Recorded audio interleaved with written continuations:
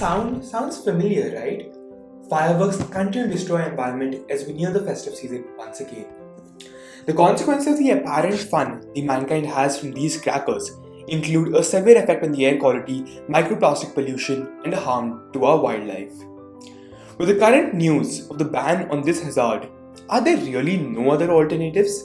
The answer is there are. Seed crackers. The seeds are embedded in the cracker instead of gunpowder or any chemical, making it completely biodegradable.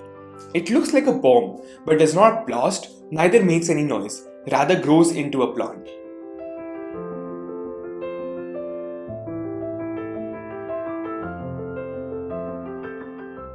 Sky lanterns are made up of sustainable materials and create a beautiful serene atmosphere when released in the night sky, giving the same effect as a festival of lights.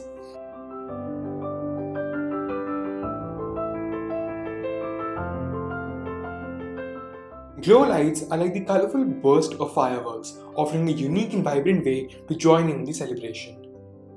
Drone light shows. Drones equipped with LED lights can create intricate and mesmerizing aerial displays without the noise and pollution of fireworks.